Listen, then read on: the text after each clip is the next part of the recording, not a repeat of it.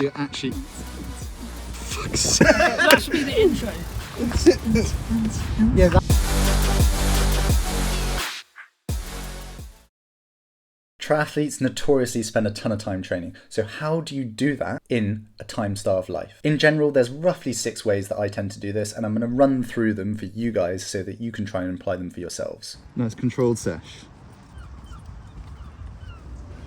Tits out. I don't know if I heard that right.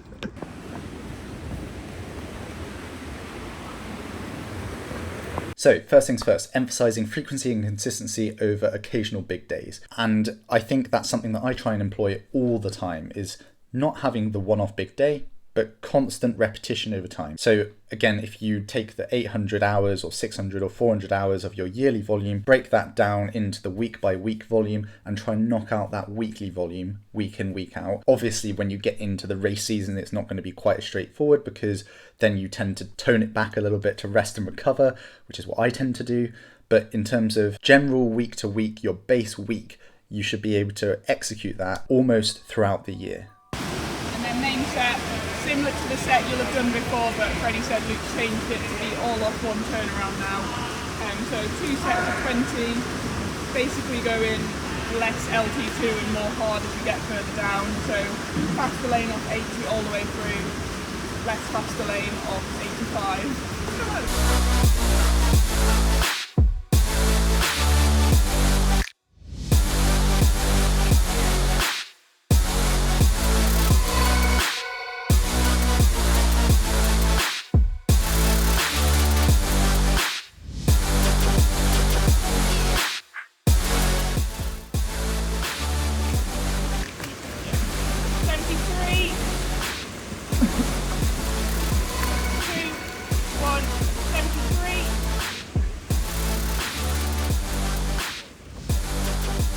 You can think of it as reps over maximum lifts in the gym, for example. You want to be able to do that week, like all the time, even your daily schedule, constantly. Obviously, like in age group triathlon, you're not going to be able to execute it perfectly because life does change. You've got to be relatively flexible, which is obviously where a coach comes in to advise on how best to navigate that those changes in life.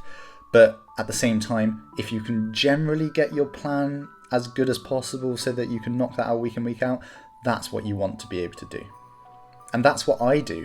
I've got a plan that I pretty much stick to week in, week out, and I turn the dials here and there depending on where I am within the season, and then push things and pull things. And my body tends to know what it can handle, so as soon as I push something a little bit too much, then I have to tone something else back the next week, just ever so slightly, to be able to execute it again and again and again. I always have the next session in mind whenever I'm doing my current session. I want to be able to do that to my best ability, as well as the session I'm currently doing. And that's completely different to having my best session in that session itself. It's execution, so specific to what I need from that session, rather than like having my best effort within that session. I think that makes sense.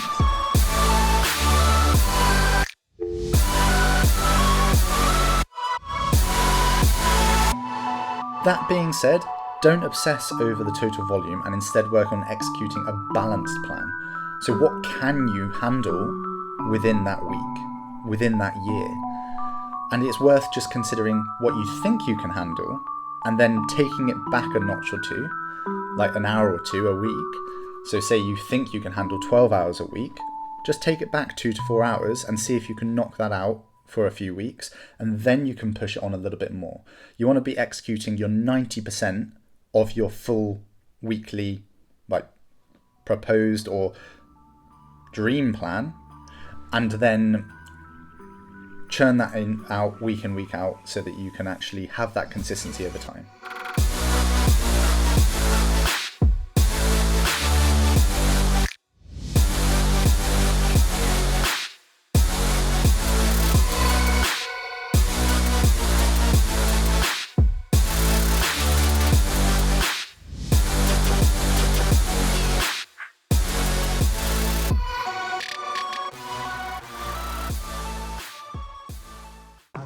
I get that all the time when I'm like really fucking twatted it. my bum hole just started pulsing.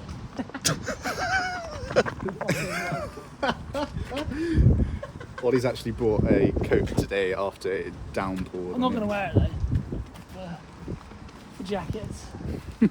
I got sponsors to promote. Sponsors to promote. Yeah, I mean, that's not all those I've got sponsors to promote, but I still rate the shake dry. It's all those people we see on the trail that I need. Fred, can we have an update on your phone, please?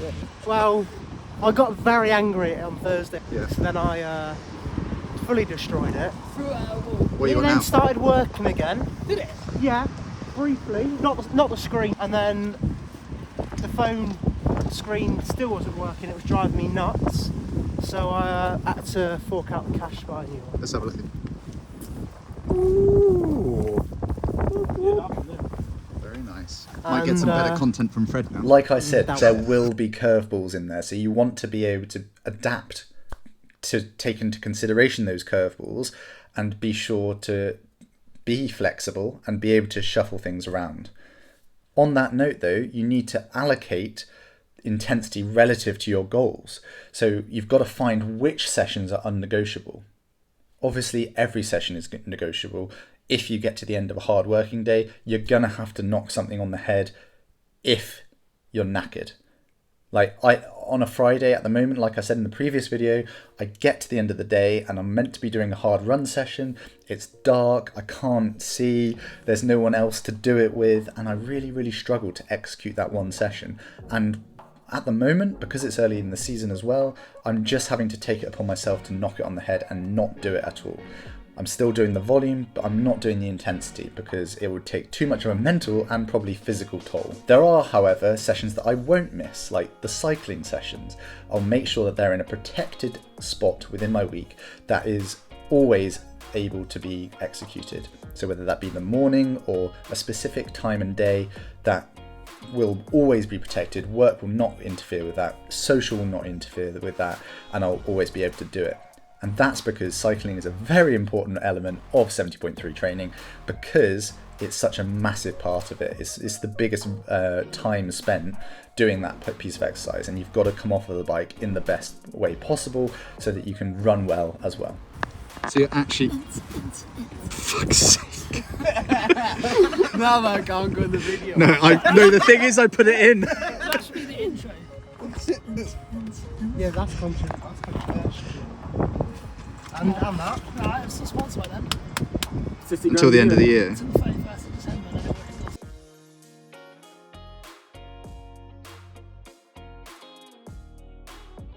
So as well as allocating intensity, you've got to allocate time to specific workouts. So if you need to spend a lot of time swimming just to get that base volume in, or a lot of time running without the intensity so that you can build up your volume so that you're not getting injured when you increase the intensity, then that's also important and worth considering. In order to allocate that intensity and the volume, you've got to know your intensity zones. So this is just your heart rate zones, your power zones, your speed zones. It's really important to have a very good understanding of where you're actually at. And that way you can do the distribution of load throughout the week intelligently, cleverly, and just be able to actually execute the right amount of training in the right way. It also allows you to track your fitness over time. So if you've got those zones correct, you can then see, for example, how your heart rate stays the same and your power increases over time, or your speed increases over time, and therefore track your rate of increase or rate of improvement. 7 points on the end. 7 points.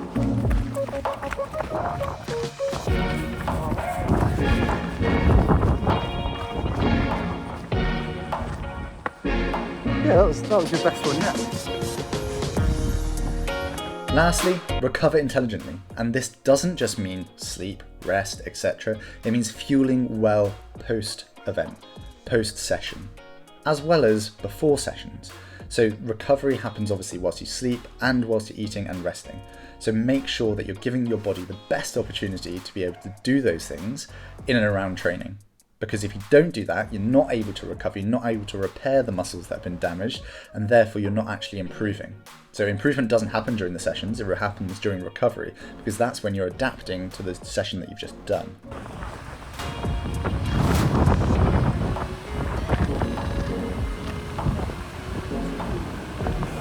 The boys I think prioritization is a massive part of triathlon training, and you've got to understand what you want to do and why you want to do it, and prioritize the specific parts as and when you need to.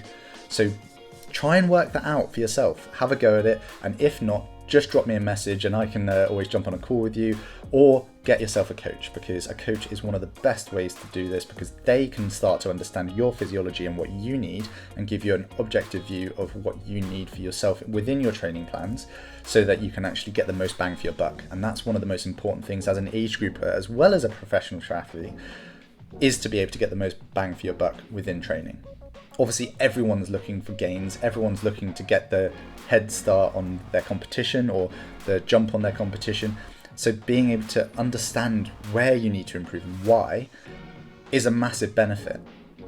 So someone who can actually understand the data, because I think understanding the data that's incoming and where you are physically and compare to where you need to be, is really important part of the triathlon training process. So be smart about it, seek help if needed. Obviously we've got the links are in the description below, but if not, seek out a coach for yourself or someone who's got a little bit more experience than you. Again, if you did get value from any of this, do hit the subscribe button below, hit the like button, and maybe even the bell icon so that you're notified as and when I put up my next video. Hopefully this series of knowledge ramblings is helping, but if not, let me know and I'll maybe stop, probably not, kind of weirdly enjoy it. But do comment below on any advice that you can give me or anything that you want to look forward to or listen to in the future and get an insight of in the future. Thanks for watching, and I'll see you next time.